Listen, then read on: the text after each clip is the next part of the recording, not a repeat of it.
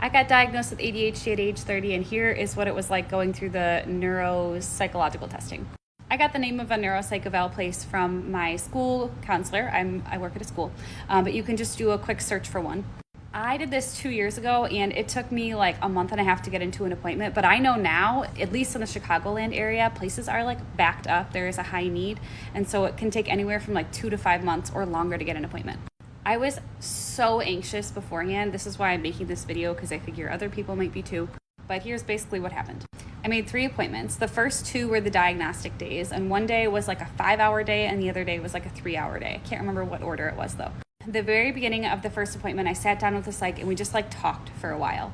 This is when I brought out my list of all of the things that I had observed about myself from all the symptoms that I had researched, which I posted on my Patreon if you'd like to go see it. And there's a previous video about it. I was so glad I brought that list and felt like I knew exactly what I wanted to talk about with her because I was prepared. And normally when I get anxious and I have to say things in front of a person, I'm like, ugh. Okay, so after that we did like a bunch of tests. Turns out they were IQ tests. What I was doing was like a full IQ test.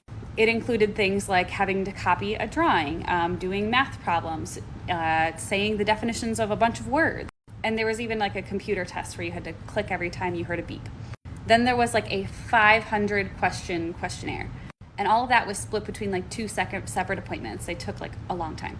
And then the third appointment was when I sat down with the psych and she gave me my diagnosis. And it was just this like big packet of all the observations that she made during the time and how she came to the diagnosis. That's basically all of it. I'm going to share some more details about what each of the tests were and just my overall feelings about taking it, like the identity crisis that I was having in the middle of it, on my Patreon. So if you want to hear like the more detailed version of this, go stop over there. I'll post that like tonight. Okay, bye.